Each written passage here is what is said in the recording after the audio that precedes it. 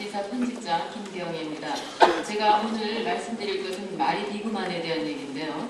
마리 비그만은 여러분 잘 아시다시피 독일 현대무용의 독일 표현주의 현대무용의 기수라고 알려져 있는데, 우리는 아마 가장 많이 듣는 이름이 마리 비그만과 마사그레예요. 동백 현대춤에서는 이런 이름이겠지만 사실 그의 인생이라든지 그의 춤에 대한 것은 그렇게 많이 알려진 편은 아니에요. 그것은 이 무용가가 우리에게 많은 것을 시사하고 있는데, 그중에 가장 중요한 핵심은 뭐냐면, 무용가가 과연 정치나 사회하고 분리될 수 있는가, 정치에 얼마나 영향을 받는가, 이런 점인데요. 왜냐하면 이 마리 비그만은 금세기의 가장 불행한 시대를 겪었어요. 그리고 가장 불행한 일생을 살았고 가장 심각하게 가장 초라하게 죽은 인물이거든요. 그 화려했던 명성에 비해서. 그것은 이분이 나치에게 협력했다는 그런 그 오명 때문에 영광과 오욕이 같이 있는 아주 비극적인 인물이에요. 그래서 우리에게는 매우 드라마틱한 주제를 제공하고, 그래서 흥미 있는 인물이지만, 사실 그 마리 비그만의 자료들은 일반인들에게 공개되어 있지가 않았어요. 1986년까지 공개되지가 않았는데, 독일에 가시면은 베를린 아카데미라는 게 있습니다. 그 아카데미에는 독일의 그 많은 자료들이 있는데, 특히 제3제국, 즉 히틀러 시대죠. 나치 시대에 대한 자료가 따로 되어 있습니다. 마리 비그만의 자료는 모두 그 안에 들어있어요. 그래서 마리 비그만의 자료를 꺼낸다는 것은 곧 나치에 대한 자료를 꺼내기 때문에 독일 정부에서는 그것을 이 판금이라는 도장을 찍어가지고 완전히 금해놓은 그런 건데, 마리 비그만이 죽은 지 100주년이 되는 행사가 있었어요. 그때가 1986년, 그때 처음으로 마리 비그만 100주년 기념제가 열리면서 헤드비그 밀러라는 독일의 그 학자가 마리 비그만의 전기집을 발표를 해요. 그러니까 그것은 이제 정책적으로 독일 정부가 풀어준 거죠. 그래서 그의 인생에 대한 그의 나치에 관련된 자료들, 이런 것들이 나오고, 그다음에 두 번째 그 아카이브를 방문한 사람이 미국의 수잔 매닝이라는 그 여성 학자였었어요. 그 두 사람에 의해서 지금 새롭게 자료들이 나와 있고, 그 이외에는 그 이름에 비해서, 그 춤의 그 신화적인 존재에 비해서 너무나도 알려진 것이 없는 그런 인물이죠. 이분은 날크로즈 하노바에서 아주 지금 말하자면 신흥 귀족, 즉 귀족은 아니지만 신흥 재벌의 그 딸로 태어났어요.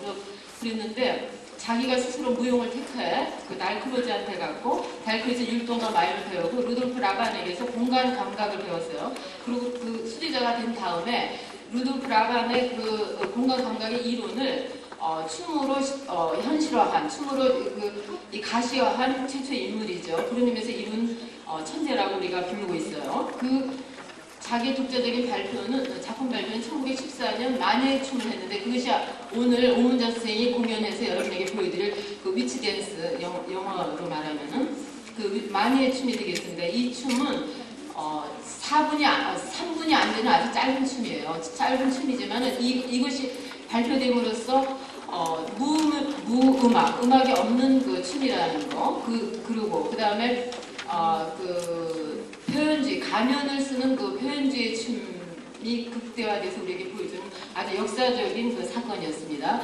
그러나 마리 비그만의 대표작으로 그 마리 비그만의 표현주의 춤을 대표하는 작품이 토텐말이라는 건데, 이것은 1919년에 일어난 제1차 세계대전, 즉 거기서 독일이 패망했죠. 독일이 일으켜가지고 그 독일이 일으킨 그 전쟁을 미화시킨 작품이었어요. 그러니까 즉 말하자면은 전쟁을 미화해서 독일의 그 국수주의, 쇼비니즘을 강조한 작품으로, 그만큼 이 사람의 내재적인 것에는 독일인을 사랑하는 마음이 있었던 건 분명하고, 또 그 나치가 주장하는 독일주의, 여기에 아부했던 것도 분명한 사실이에요. 여기에서는 그러나 이 작품 주제는 되지만 이 토텐말에서는 무용 코러스라는 단어도 처음으로 만들어낸 사람이고, 또 남성 무용의 군무, 이분의 이제 몇 가지 그 업적 중에 군무라는 형식, 그것도 처음으로 만들어낸 그런 근데 지금 시간 짧기 때문에 거기에 대한 자세한 얘기를 생략하고,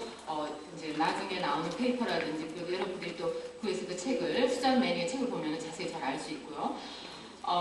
이 사람의 표현주의라는 거는 뿌리를 알 수 없는 개인의 고뇌에서 표출해서부터 현대 사회 문명이 갖고 있는 모든 모순과 불행, 그리고 재앙의 국면까지 현대춤이 담을 수 있다. 즉 현대춤이라는 나약한, 발레라는 그 나약한 형식의 춤이 아니라 우리의 모든 고민과 고통을 담아낼 수 있는 춤이라는 그런 문맥 안에서 자기 춤에 대한 그 책도 냈어요. 그것이 춤의 언어라는 것인데, 이것은 우리 지금 무용사에서 꼽고 있는 세 가지의 명저가 있어요. 무용가들이 쓴 책 중에.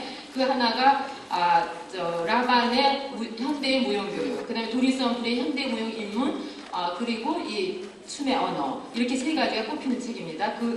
그런 아주 명문장에 그 문학이나 글 쓰는 사람이 봐도 이것은 정말 따라갈 수 없는 그런 철학이라든지 이런 것이 담겨있는 놀랄만한 능력의 소유자예요.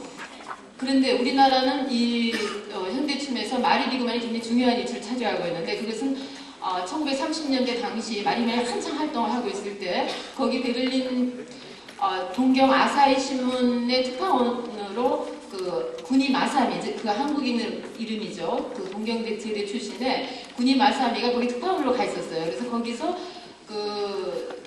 마리 비그만 연구소를 다녀요. 다녀서 거기서 춤을 배워가지고 이 사람이 그 일본에다가 그걸 전수시키고, 그래서 일본을 통해서 우리나라에 들어오기 때문에 뭐 문철민이라든지 함규봉이라든지 이런 우리 초창기에 그 무용 연구소를 열었던 분들이 마리 비그만의 기법이라든지 이런 거를 처음 먼저 들여오는 거죠. 그만큼 우리하고 밀접한 관계가 있고, 그것이 이제 정막 선생이라든지 그 후에 지금 살아서 활동하고 계셨던 분들, 그런 분들에게로 전해져가지고 오늘의 그 이름이 신화적으로 우리한테 전해지고 있는 거죠.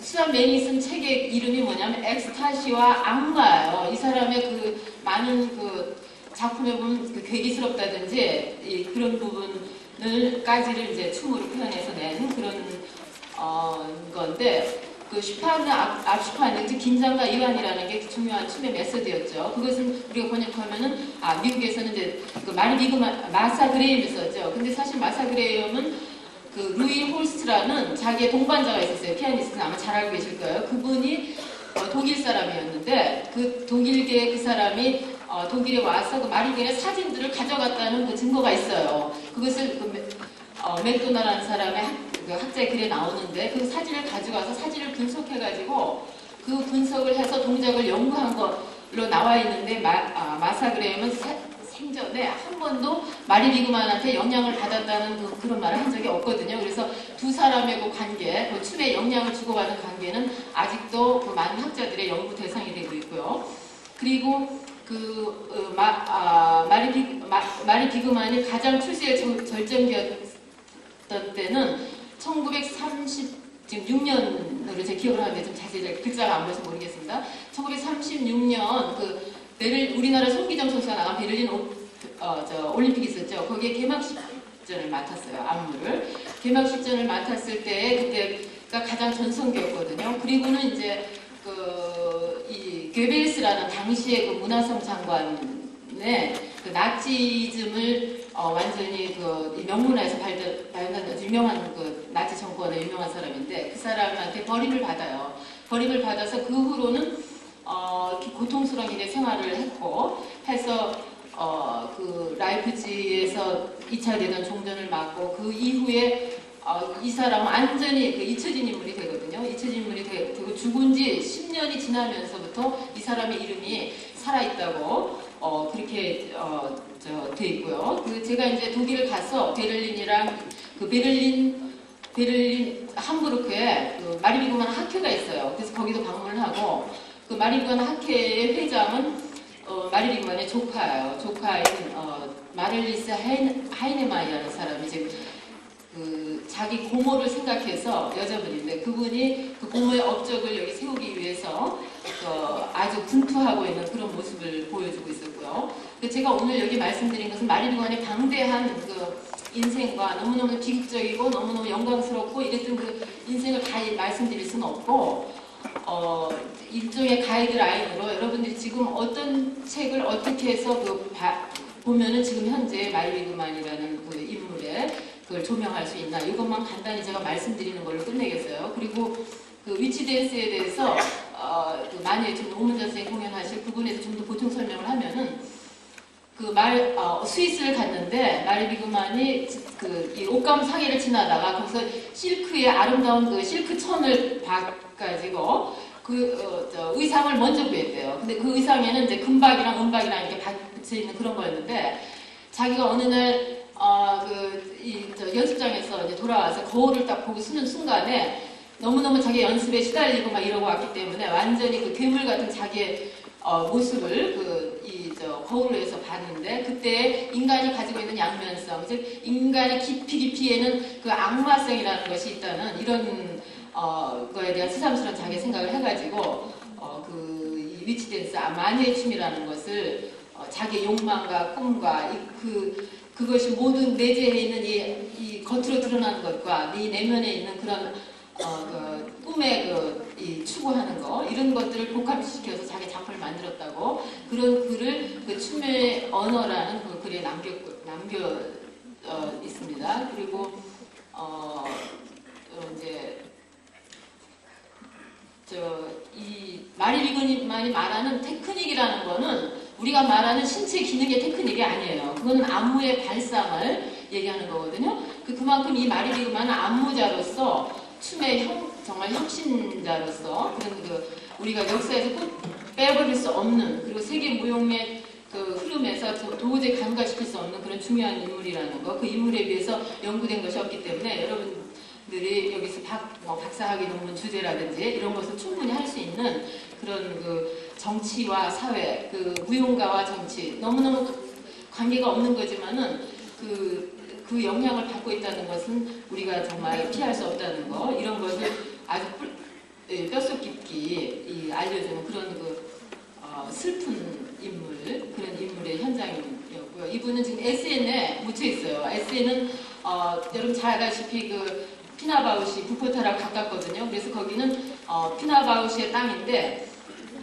왜 SN에 묻혀 있냐면 자기 조카가 그리 모셔갔어요. 그런데 이 독일의 무용의 흐름을 좀 보면은 라반의 중요한 제자 중에는 크루티우스하고 마리 비그만하고 꼽죠. 그리고 크루티우스의 제자가 피나바우시예요. 그러니까 결국은 뭐냐면은 마리 비그만의 참패 때문에 또 더 크게 나가서는 독일의 참패 때문에 이 마리 비그만 쪽이 완전히 죽어서 없는 거죠. 그 틈에 이제 크루티우스가 승세를 했고 그래서 그 흐름을 피나바우시가 잡고 있는 거죠. 그러나 이 무용은 정말 일회성의 예술이고 이 흔적이 남지 않는 예술이기 때문에 참 안타까운 것은 마리 비그만의 춤을 재현하기는 굉장히 어려워요. 그 제자들이 노래 호이어 또 글레트 팔루카 또 등등이 있었지만 다 죽고 지금 마리 비그만 멸망과 함께 다 흩어지고 지금 유일하게 그 춤의 흔적을 가지고 있는 사람은 수잔 매닝이에요. 여러분 수잔 매닝에 대해서는 잘 알고 계실 거예요. 그분이 약간의 마리 비그만의 흔적을 가지고 있기 때문에 지금은 문헌 연구라든지 이런 걸로만 되고 있는 우리로서는 좀 안타까운 그런 전설적인 그런 인물이 되어가고 있죠. 그래서 제가 독일에 가서 마리 비그만의 춤을 재현할 수 있는 사람을 우리가 한국에서 초청하면 불러올 수 있겠는가라는 질문도 했지만은 그럴 사람이 없다는 그쪽의 답변이었어요. 그래서 무용가의 영광과 정말 영광과 뭐라 해야 되나 실패 이런 거는 좀 종이 한 장처럼 종이 한 장의 양면이고 정말 오늘의 영광이 내일 실패가 아니고 오늘의 실패가 내일 영광이 이런 인간의 양면을 잘 인생으로 전체로 그 사람의 삶 전체로 대변해주는 그런 비극적인 인물이었다는 거 그 점을 제가 강조하고요. 그리고 실제로 지금 오문자 선생의 위치댄스 마녀의 춤에 마리 비그만의 아주 단면이지만 그걸 보시겠고요. 그리고 여기에 가면은 마리 비그만이 얘기한 게 있어요. 가면을 많이 쓴 안무가인데 다른 작품의 가면하고 이 작품의 가면은 틀리다는 말을 했거든요. 다른 작품의 가면들은 약간 무섭고 이랬지만 이것은 좀 자기가 코믹한 쪽으로 가져가려고 했다. 유머러스한 쪽으로 가져가려고 했다. 이런 주장이 있어요. 그것도 현대미학사에서 나온 춤의 언어라는 책, 우리나라에 번역되어 있습니다. 그 책에 보시면은 가면의 차이점 이런 것도 나중에 보실 수 있으실 거예요. 이렇게 춤을 직접 감상하시겠습니다. 네, 고맙습니다.